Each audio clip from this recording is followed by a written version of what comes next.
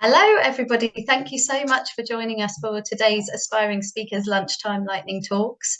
Let me introduce myself first of all. My name is Abby. I work with the Aspiring Speakers and a number of other communities, all of which are free and run by RecWorks.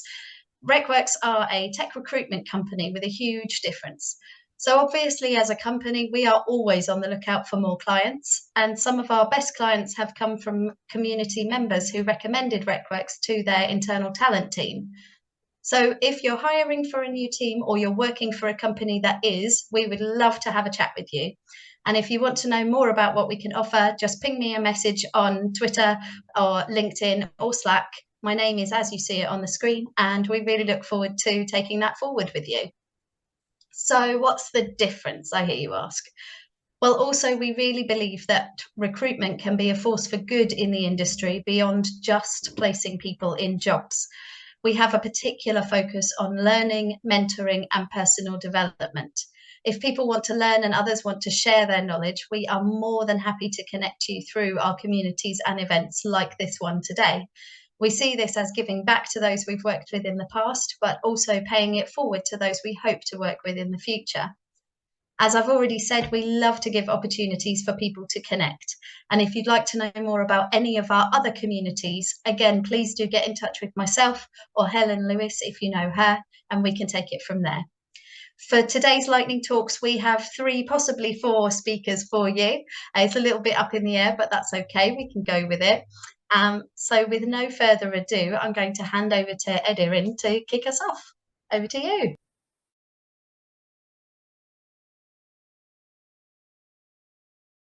Thank you, Ave. Can everyone hear me? Awesome stuff. Yep. All right. So good afternoon, everyone. It's Edirin here. Good to come back to the Lightning Talk.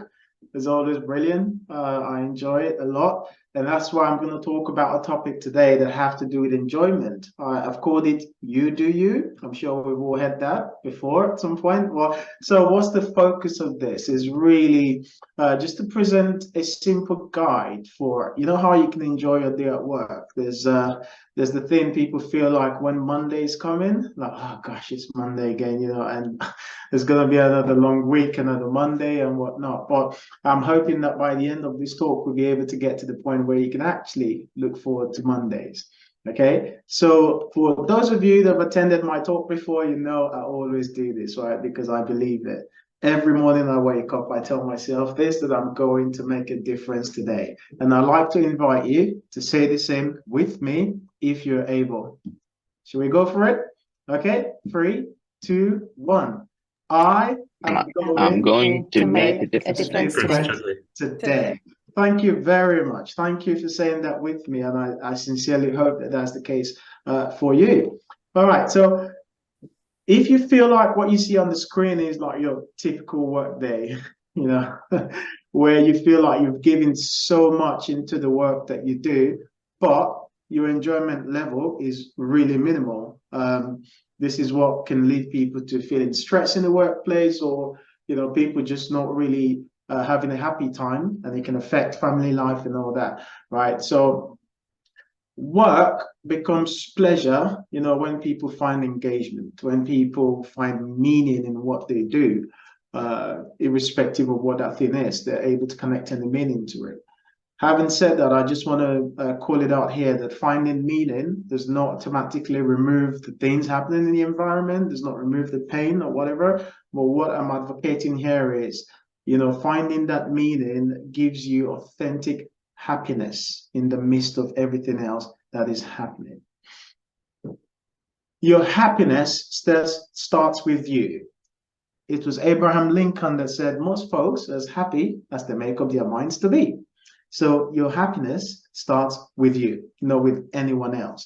But somebody might be asking, how?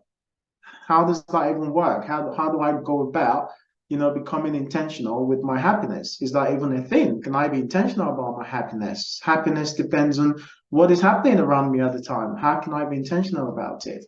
I'll introduce you to a model. This was developed by a man called Dr. Paul Wong. He's a renowned psychologist in Canada. He defined a pure model to help people, you know, define meaning to their lives. And what does the pure model mean? The P is for purpose. This includes your goals, your directions, your values, aspirations, like what is valuable, what is important to you right now. Understanding is how you go about understanding your mindset, your identity, observing other people to be effective in not only communicating with people, but also building relationships. And the R is for responsible action. Now, what's the thing that I'm ready to do, or what am I ready to, be accountable for me to see change? So this is largely behavioral. It needs you to modify some of your behaviors as you, look forward to building intentional happiness. And the last is enjoyment. So this is the degree of satisfaction you like to derive from whatever outcome it is you get during your work day or your work week, So the pure model is how you can go about to, as a simplistic way to set out the way your week or your day would look like intentionally. So what? Now you know the pure model. You might be asking, so what, right? How do I engage it? What does this mean to me? What do I do with it? I'm going to share something with you, or two things you can do with a pure model to help you build that intentional happiness, which is you doing you in your own terms. The first is find your pure, right? Before you start your work week, define what the end of that week should look like according to your pure, right? How do you go about defining that? You ask yourself the first question, what is my purpose this week? What needs do I want met this week? What kind of things would I like to understand more of or make sense of? So it doesn't matter what is happening around you, you already have these defined questions in your mind as you design your week, okay? What do I want to be accountable for? Or who do I want to be accountable to? Accountability is a really, really big thing in terms of you being intentional, because someone else or something else is holding you to account for what you've said you're going to do. Okay. And the final thing is, what positive emotions do I want to experience? How do I want to enjoy my week? I don't know how many people actually think about this. Just as a, rough show of thumbs in the chat, do you actually think about how you want to enjoy your week? I'm just curious to see if people actually do. I can see people nodding their heads. Yeah. Okay. But today, you know that you can actually be intentional about that. You can define how you want to enjoy your week. Okay. That's the first thing, finding your pure. And then what do you do with your pure when you find it? You take deliberate action towards your pure. I tell you this, everyone else's view of you won't be as pure as yours. Therefore, you're one step ahead of the fulfillment game, because no one else can know you as much as you do. No one else designed that week for you. You have been intentional about designing your week. So you go into that week knowing that you're going to be happy. From day to day, you are deliberately taking action towards your pure. And I wrote something in my thinking around this. I said, people that know they're pure, they don't strive to prove themselves. They simply fulfill themselves. So where other people get agitated about what's happening around them, people that know they're pure, people that design their day, people that design their week, they just simply fulfill themselves. So they're acting towards something and not reacting to something. Okay. A late colleague of mine, bless her, she displayed this every time. It was such a pleasure to work with her. She feels invisible. It feels like she doesn't exist in the same place we all existed, because there was so much chaos. But I never remember a time where I saw her stressed. She loves design. She loves symmetry. She comes to work every day in the midst of chaos. This was days of heavily everybody's in the office. She's always redesigning the agile wall. She'll bring tape, different colors. She just does stuff that brightens your day every day. And no matter how bad it got, she still found time to talk about shoes and hunting for good holiday deals. She loves heels.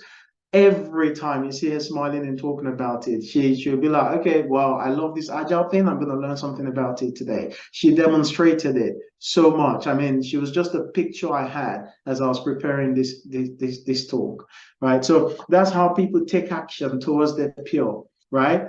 Your workplace happiness should not be defined by the workplace happenings because you cannot control them. Instead, you've got to be intentional about your pure. And hopefully your workday might just improve from 5% to 90%. Okay? But remember, you don't strive to prove yourself when you know you're pure. You simply fulfill yourself. Thank you very much. And I hope you use your pure method to have a good day tomorrow. Now I'll take questions. Thank you. Fantastic. Thank you, Eridirin. Brilliant. Does anybody have any questions? I mean, what was that?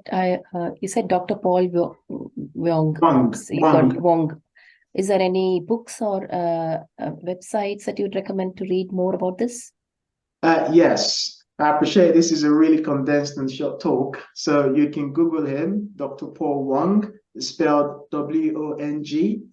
He's got a website.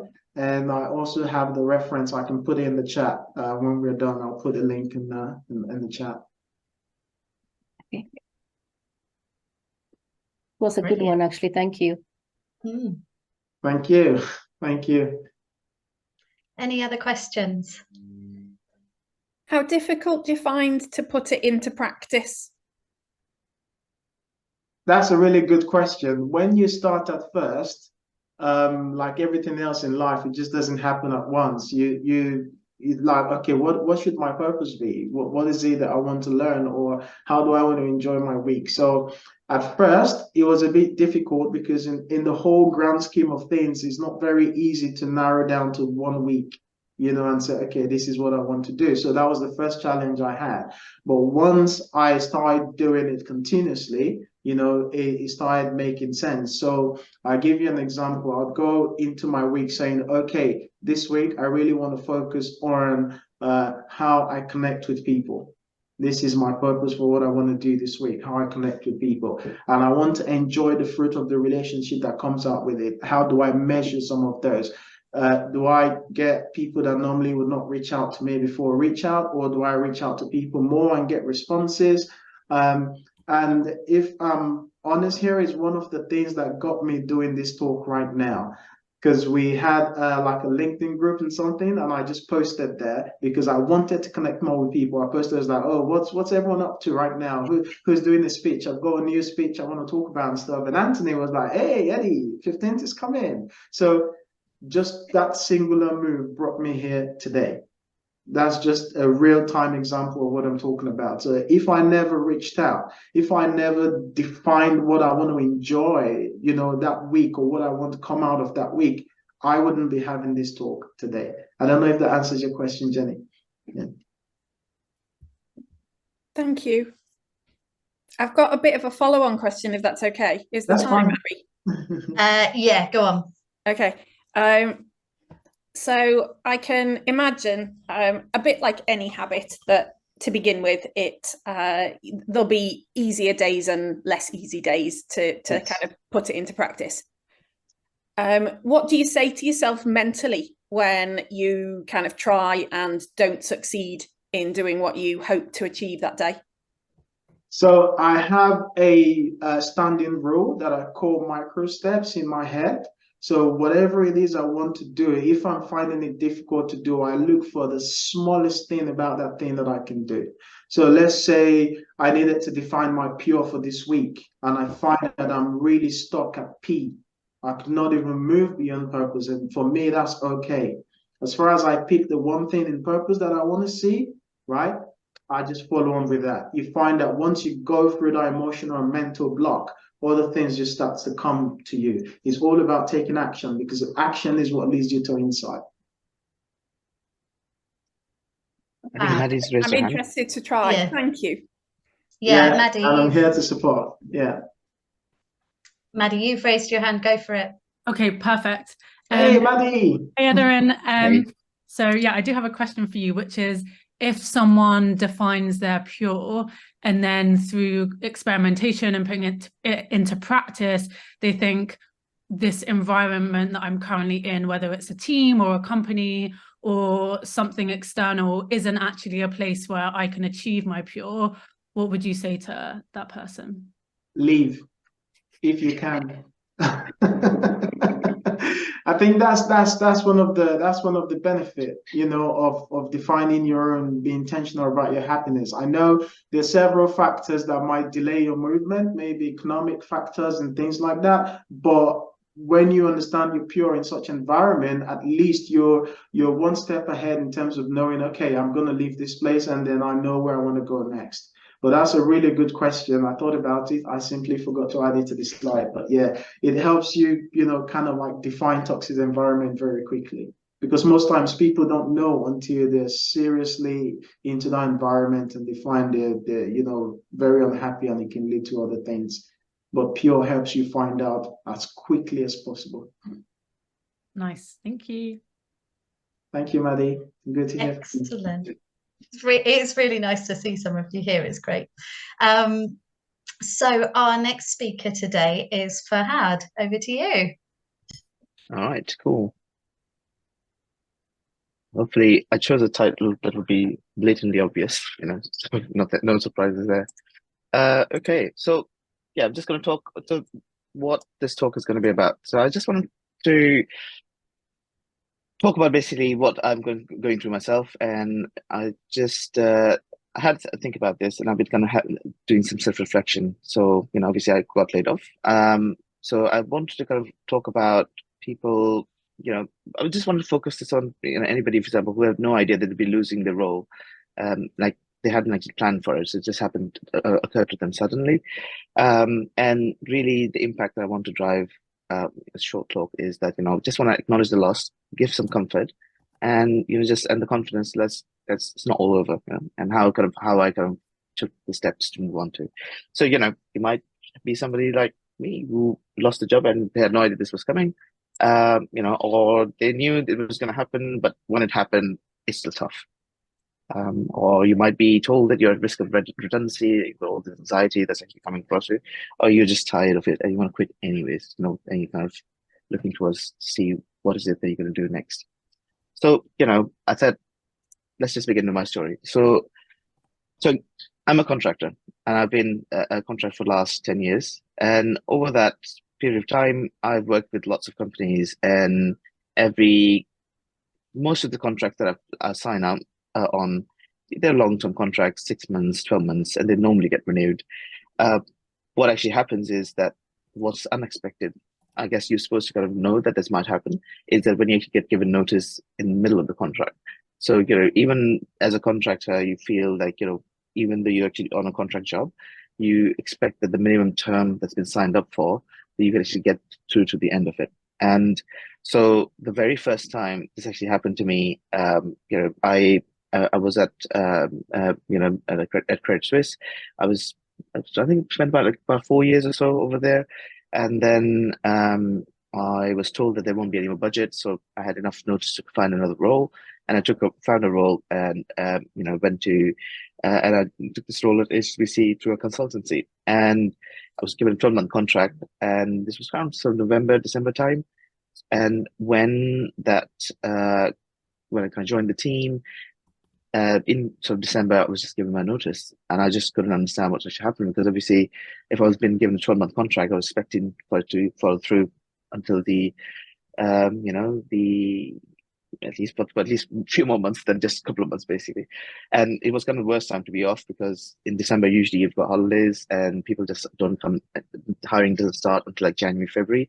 So I had like 3-4 months of really, the first time ever that happened to me. So it's like, okay, you know, fine, move on. You know, so that's the first time it happened. I said, okay, that's all right. Okay. And then, you know, fast forward a few more years, I take up a job. And, you know, I sign on an extension, and then in that, you know, I do my 6 months. I get an extension for another 6. I take a holiday in Europe, I come back and I'm given my notice, and it's the first time actually. It's kind of like in the movies, you go in and your passes don't work and your machines, and you have no idea what's actually happened. And it's a bank again, So I've been in financial services all my kind of working career. So again at this time, and this again hit me. It's like, well, I thought we just kind of, the reason I went to a holiday was because I got an extension. So it was like that. And most recently, this has actually happened to me at where I'm at Morgan Stanley, where again signed up a year-long contract. I've been there for 2 years, and just basically, the most interesting thing is that this was after I gave my first DevOps talk. So most of you were here there. So when I came back home in the evening, I got a call from my day agency and saying, "Sorry, this has happened." So I had the highest peak of my life, and then obviously at the lowest peak, pretty much like next to each other. So no, but I'll just kind of talk through what I did through, and I just wanted to kind of unbundle what I was going through and just what I found for myself. So I just want to share that. So the first thing I want to say is that your feeling of loss is normal, right? I mean, you have to acknowledge that this is actually a big thing. Like, it's a major event. We shouldn't really underestimate its impact. I mean, I think I put on a brave face, and I think a lot of people are expected to put on a brave face.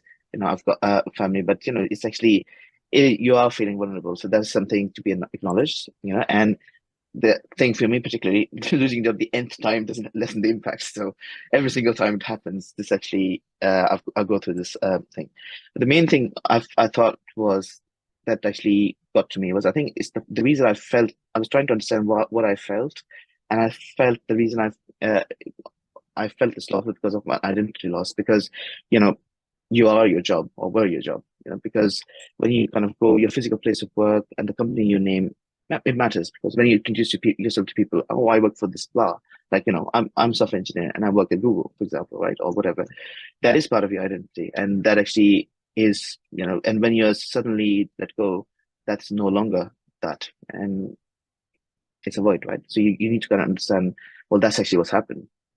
So you were part of this group of company or group of people, and now you're not. So that's something. So that's one big part of it. The other thing, I feel like you must just miss being you, right? Because you have your work habits, especially for places that you've been there for a long time, right? And you have actually, you've been going to regular meetings. You've got, you have got your 10 o'clock stand-ups, for example, or you have your weekly catch-ups, or whatever meetings you might be having, and it's part of you do those things, and suddenly that's been cut off, and you don't actually have that anymore. You have, obviously, now we log in remotely, but a lot of people now starting to go back to commute. The commute is lost, so all of this, and having coffees, lunch, catch-ups, everything else, all of this is part of, you just miss having all of that, right? So I was just wondering, so it comes down to the habits, basically. So that's what I thought. So I was like, well, your habits actually need a new home. We need to find something to replace what you used to do, and so, well, I thought, okay, why not let's just attend more LTC events. So basically, I did that in straight after started actually attending some more events, and actually there were some other user group meetings that I hadn't been able to attend, and that actually helped me a lot, because you please start going out and doing things like those meetings are replaced by these kind of meetups, and I did a bit of an inventory of my work habits and see what if I can see and replace things and do some other, replace, for example, coding. I like to do coding, maybe do a little bit of, more of that I used to do in more structured form, try and actually work on some open source projects, something like that. So moreover, I think, so these are two key points that I actually gleaned from my own introspection. So, you're more than your former company, basically. Once you realize that, then you start to get more confidence back. It's your identity and your habits define your work persona, but you also have multiple other identities that live independent of your employer. So you got your family, your friends, you are people's friends. You are somebody to each one of them in certain ways. You've got your hobbies, and that also defines you. And you've got your interests. So all of those things, you can choose your identity based on your skills. And for that, I was just reading this book. It's quite an old book, but it's actually quite famous. It's called Grit by Angela Duckworth, where he talks about, natural born geniuses, for example. It's actually a bit of a myth, and really people who are consistent in doing what they want to do, you can actually build your identity based on the skills. And this is the same sort of concept that's explored by this is a really good book called Atomic Habits by James Clear, where basically the habits you form your identity. So that's what I started to kind of do. So I said, well, let's just retrain, relearn. That's the best time you could do. Best time to do that while you're on the job hunt. And the other thing I found was like, well, my habits and it doesn't need to be driven by financial goals. If I can disassociate myself from building an identity that it's not really related to just earning money, then maybe when I'm not earning money, I can lean more into that. So for me, I just like, what, I'm just gonna start reading, and I start reading more books because I hadn't been, and I used to, and so that's been really good. So at least so if I'm off, I can read more. So that's what I came out with. I used to journal, and I started journaling a bit more, and that's actually helped me get a lot more clarity too. And walking, I think it's so understated actually, walking, that just actually walking for no purpose whatsoever, just going out and like not for a chore or anything, just actually to go out and walk randomly, just to be present. I think that's really helped me too. So that's basically it for my presentation. Just a few pointers and things that I got through. So I just asked my question. So I got laid off. So so that's basically it. We shouldn't really define ourselves by the event, but rather actually just focus on building identity and work habits. So that's all about what I want to say. And I have to take questions and talk more about this. Thanks. Thank you so much, Fahad, for being so willing to be as open and honest as you just have been. That's really remarkable that you're in a place now where you're able to share that. That was brilliant. Thank you. Does anybody have any questions for Fahad? I'll do it. I think that clapping. No, thank you very much. I can see you clapping out. Thank you. Yeah, so, go on. I've been through the same like multiple times, like between COVID and yes, you know my personal situation as well.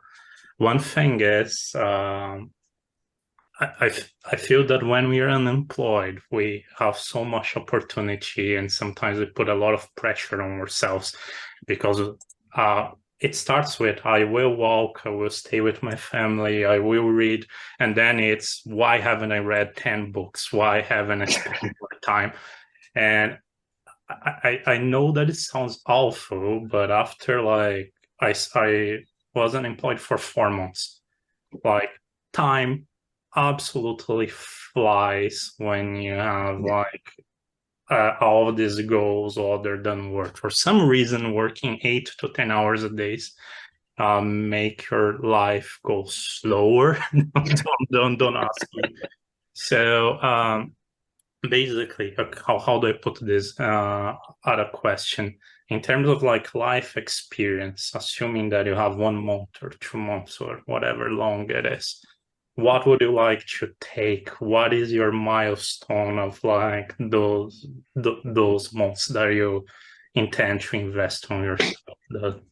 Yeah, I think I used to think a lot about goals and milestones, and I think recently I've changed my thinking a lot more because unfortunately goals are a bit hard to, they're goals, right? And you either are trying to achieve them or you achieve them, and they're just like and then you kind of go through feeling a bit underwhelmed, like, so what do you do next? But I think what I've been trying to focus on, this is where I'm going to think that I've been trying to think a bit more about, is like, what are the kind of long-term things, what do I want to be doing? What do I want to be actively, so that, that's, so, if I can say, for example, I am actually a reader and I identify with that, and I just read as much as I'm able to, that is actually good enough for me at the moment. I think the goals, if they happen, they will happen as a result of doing the activities and the habits I choose to take. And I think that's the positive point. So I think taking the goals of, say, for example, I don't know, I'm trying to kind of learn more about large language models. So it's quite easy to say, well, I'm just going to complete this course, where maybe, I could just actually have a more habit-based thing. Well, I just want to spend 20 minutes every day just doing something about large language models. And, eventually I will be able to learn it a lot more than actually trying to do that. I mean, of course, it's not as directed, of course, and sometimes you do need to have directed stuff. But I think for me personally, what I've been doing has just been focusing on trying to, just design my life a little bit better, because you want to be able to make sure, okay, fine, you choose these habits and build them up. So yeah, that's what I'm saying. I just want to say one thing. I can totally relate to your story because I was laid off now. Right now, I'm in the middle of my contracts. So I finished my contract in July. They asked contractors to leave. So totally can relate to what you just said, and it was very useful. Thank you. Oh, thank you very much. Thank you very much. Appreciate it. All right, good. Wonderful. Okay, so next up, thank you so much, Fahad, again. You're welcome. Thanks. Next, we have Jen. Over to you. Thanks, Abby. Let's see how we go with screen sharing, eh? Indeed. Just for those of you who are here from the Couch to Conference cohort, Jen is now an international speaker, having gone through Couch to Conference. So we're very excited that she still chooses to come and do lightning talks with us.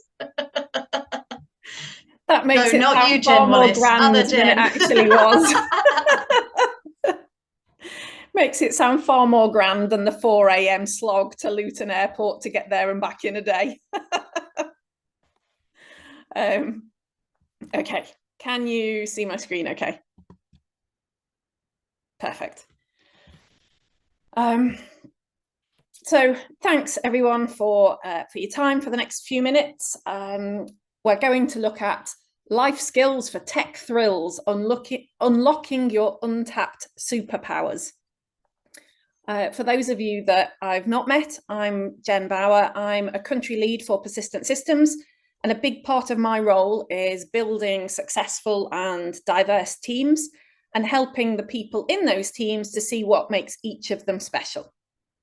And that got me thinking. So if we kind of consider that in the world of the tech industry, where innovation and change happen faster than a speeding bullet, just for those of you that aren't knee deep in the school holidays at the moment, I may or may not have had my brain altered by my 7-year-old son's obsession with superheroes. So if this all sounds a bit hyperbolic today and I sound a bit excitable, it's probably something to do with Marvel. So yes, innovation and change happen faster than a speeding bullet.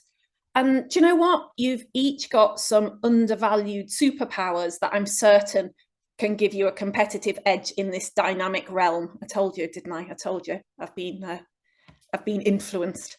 So let's buckle up and explore how you can harness these skills for a thrilling tech journey.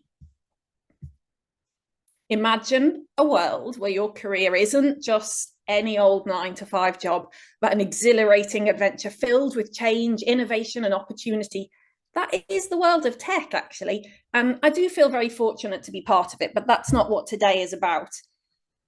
Today is what is the key to staying ahead in this fast-paced game, or entering it in the first place, or switching things up a bit mid-adventure and tackling something new. And as a bit of a clue, it's not about anything super technical related, which covers a bunch of very cool skills, undoubtedly necessary, but totally not my area of expertise. So today, this is about the life skills that can be your own personal secret weapons in breaking through, standing out, or getting ahead. Adaptability, your shape-shifting ability. Turning ourselves into chameleons. The tech landscape changes faster than you can say update. Evidence? Think about how the pandemic reshaped remote work overnight. Your ability to adapt is your X factor.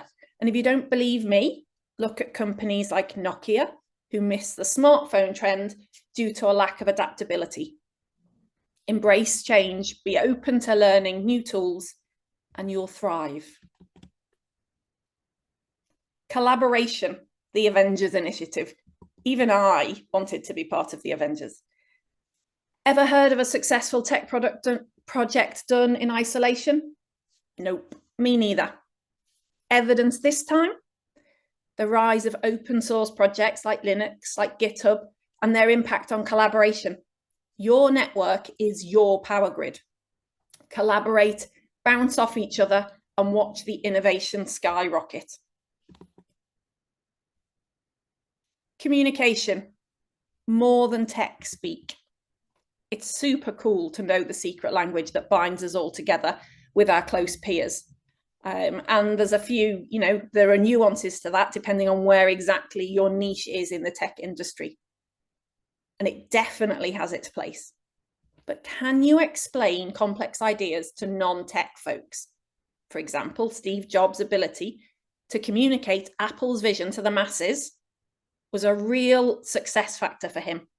Your ideas won't take flight if they're lost in translation. Sharpen your communication skills because they're the wind beneath your career wings. I told you, I really have been affected.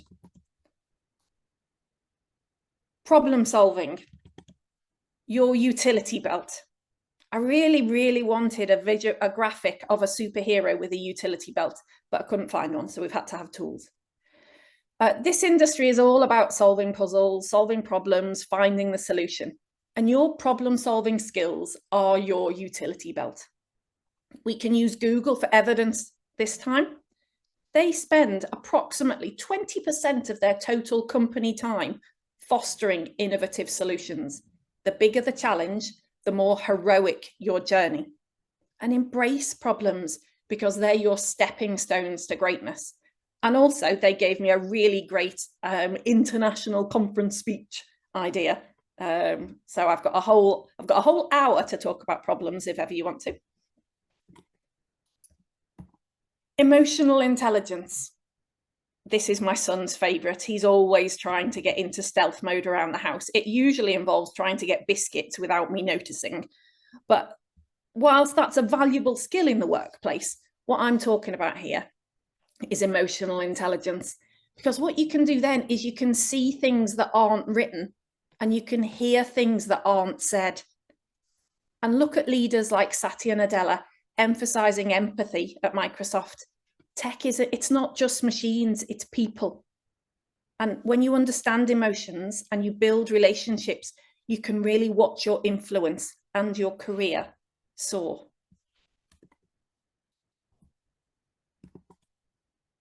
So in this fast-paced tech industry universe, it's not just about the brilliance of our technical strengths, as important and as cool as they are. It's about the life skills that fuel your tech thrills. Adaptability, collaboration, communication, problem solving, and emotional intelligence. These are your untapped superpowers, and we don't give them enough credit. Embrace them, refine them, and you can really be your own career superhero too. Thank you. That was great, Jen. Thanks. I loved all the superhero references. That was brilliant. Lovely little giggle there. Well done. Does anybody have any questions for Jen? Just an addition to what you said. The first things I did when I was when I had the time off is I just watched the entire Marvel superhero movies from the first one all the way. I don't know how many I did. I can't believe how many there are. Actually, that was the first show, but I think I must have done like 20 of them. And so there's trust me, there are actually more, and they just spin-offs upon spin-offs. So, but yeah, that presentation is really good. Thank you. Excellent. So our fourth and final speaker, because we do have time if you're willing to go for it, was slightly less prepared in some ways, but he's always prepared really. So over to you, Anthony. Hey folks, actually I should have tried to share my screen at the beginning of the presentation, how the things are, because I'm on Mac as well, and now I need to open system preferences and do something for security, and probably have to rejoin. But that will fit very well with my presentation anyway. Just 1 second. Security, privacy, security. Here you go. Let's try again. Share screen. Desktop one, share. Okay, open system preferences again. Yeah, whilst we wait, Jen, I think I might go get myself a superhero costume. Folks, I'll rejoin in 1 second because macOS needs me to restart this. No worries. I'll be disappointed if by the end of the call you're not wearing it. Edwin, you have 15 minutes. The I'm challenge actually is gonna on. go Find buy a one. superhero costume. Or maybe borrow one from my daughter, I guess. But yeah. I discovered one day last week with my 7-year-old standing over my shoulder on a Teams call, much to his disappointment, because I had the green screen background on, that when he had his Spider-Man mask on, Teams wouldn't recognize him, and he thought it was kind of like magic, you know, because it wasn't a humanoid face. He just disappeared into the background, but if I touched him, then he reappeared. So yes, absolute magic from Teams as far as my 7-year-old is concerned. Oh, I love it. Right, Anthony, it looks like your stuff is working. Hooray! I'm back. I'm always here. That is actually a great callback. I remember the first Aspire lighting talks for the Aspiring Speakers group.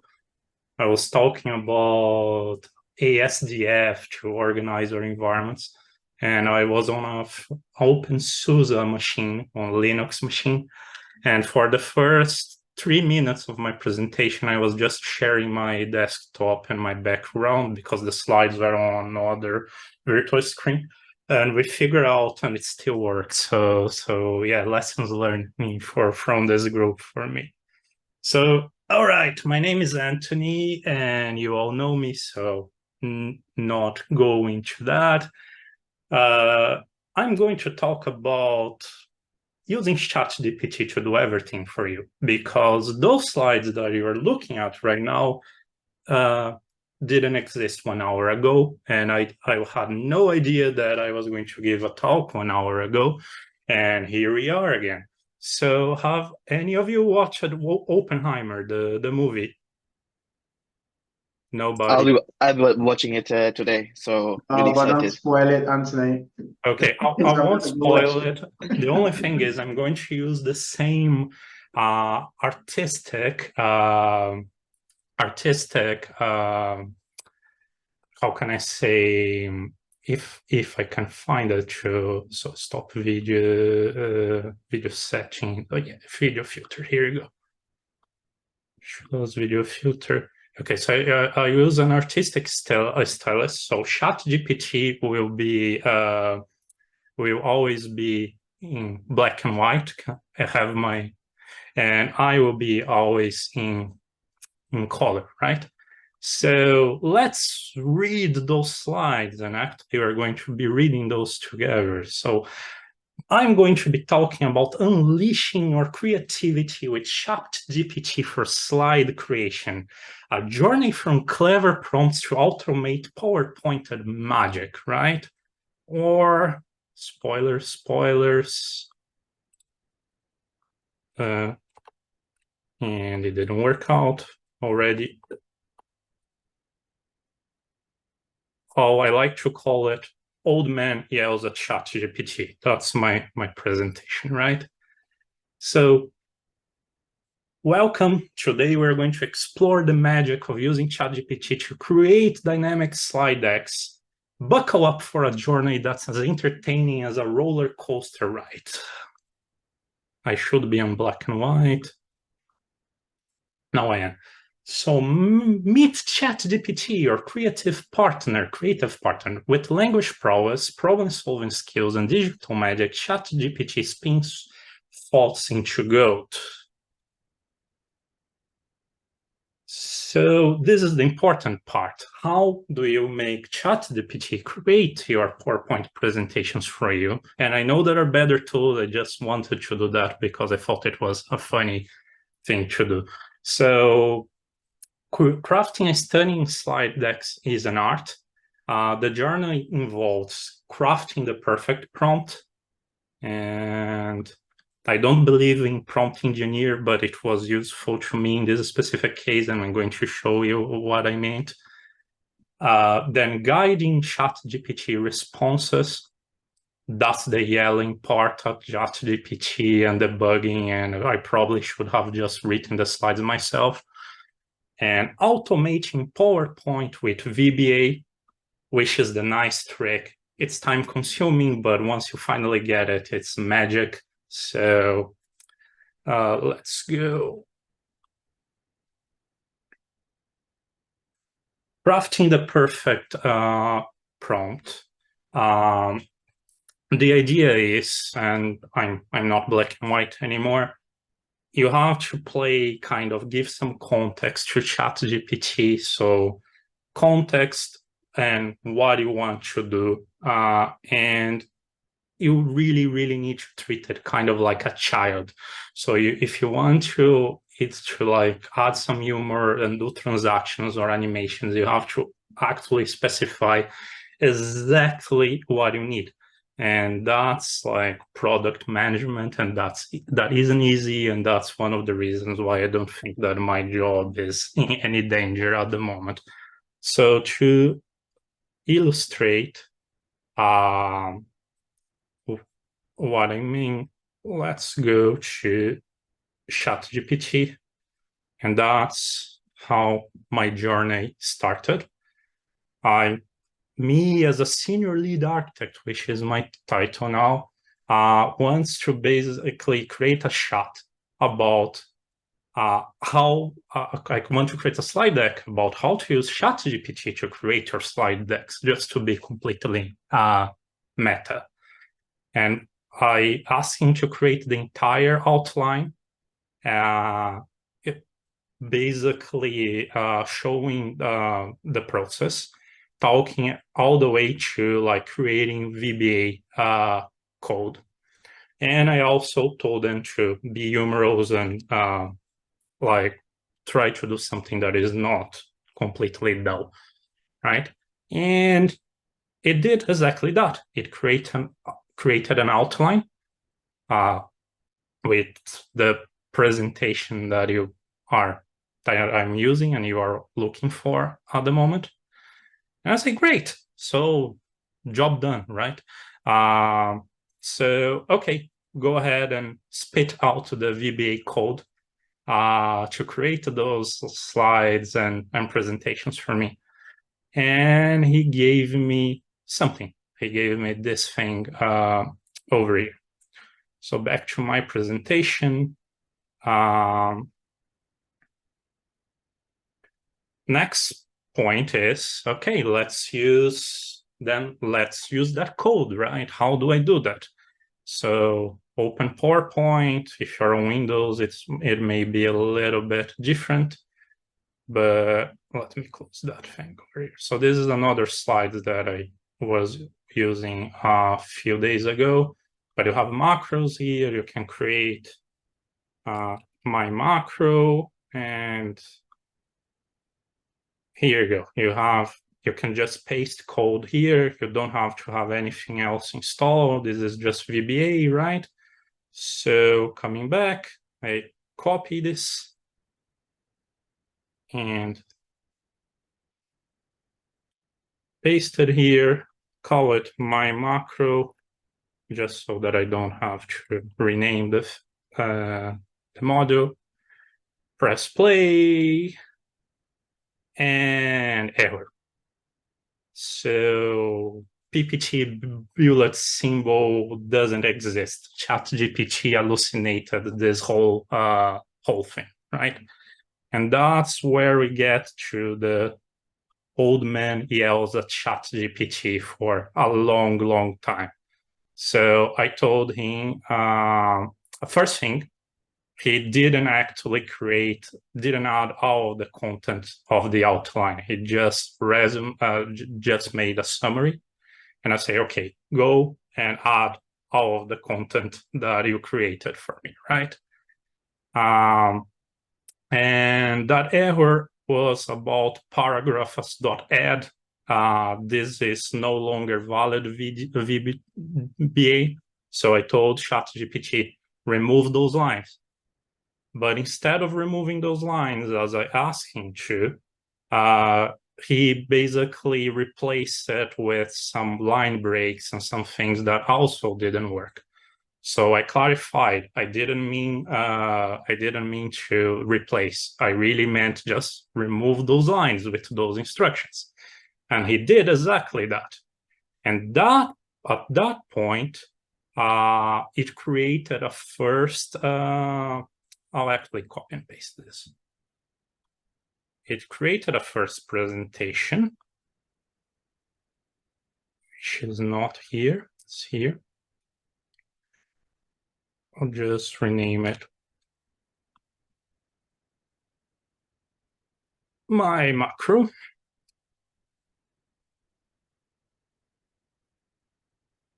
And here you go. It created that thing over here. Was not perfect, was not great. There was no animation. There was nothing like, but yeah, here's the outline. If I had half an hour to do something, that's better than nothing, right? Cool. But this wasn't finished, right? So I wanted to do more. I wanted to, can you actually take care of all of the templating, all of the formatting, and please add some animations where you are at, right? And he did it, kind of.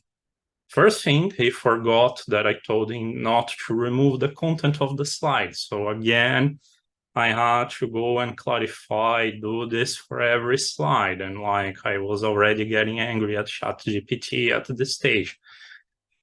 He didn't understand my instructions. So I meant, again, all contents of all slides, please do it. He did it. And when I try it, he added this function inside this subcommand over here. This didn't work. So I asked him to extract the function outside the sub command. Still didn't work because it was this function was referring like the slides and some objects that were defined here, and he didn't pass it as a parameter. So I asked him, and he forgot to add all of the content to the slides yet again. So yeah, this went on for another half an hour, and he finally added the PPT presentation parameter that was required to that slide. Then he forgot the other slides again. I asked him to please fill the content and slides again. He did it. And then there was another error because now I had the slides, but I still needed like a PPT app variable. I'm a software developer myself, so I could have just changed the code, but I wanted to make ChatGPT work. That was the goal, right? So please, I can access the PPT app. Do it for me. He didn't understand the question, and it was still not accessing this PPT app variable. So finally, I asked him again, and he put the PPT app variable here. And then I got error because he hallucinated how to add effects to the template, and I copy and pasted the runtime error and what he was telling me, and he gave me another solution for the same adding this effect. And he updated the code again. This time I asked him to actually fill all of the slide content, so I didn't have to ask him another time. But he hallucinated a solution again, so I received a different error. And I have to tell him that was an invalid property. Can you try to fix it one more time? And he finally did the right thing here. I copy and pasted it. And you are looking at the slides that you are seeing here. I just moved things around a little bit. I added like some small formatting things and added the last slides, and I was done in about 1.5 hours, and I only swear like 23 times while doing that. So yeah, so I'm not going to read all of this after shouting so much, but basically the benefits, you can create something fast. If you need to do a presentation in 1 hour, it really helps. Once you learn its particularities, it goes faster than you would expect. And yeah, I'm going to be sharing those slides on GitHub. I didn't have enough time to actually set this up yet, but it will be there. I hope that this was useful or at least entertaining to you. Definitely entertaining and very useful too. Does anybody have any questions for Anthony? Yeah, just one question on the very beginning. Did you prompt it to use VBA, or did ChatGPT recommend you to use VBA? No, I had to ask. If I only asked him to prepare a slide deck, he will give me an outline, right? So I asked him, create the VBA code. That was the best that I could do. Like I couldn't tell him now make a PPT and send it my way. So the VBA way was the best workaround to make it do something for me. Okay, thank you.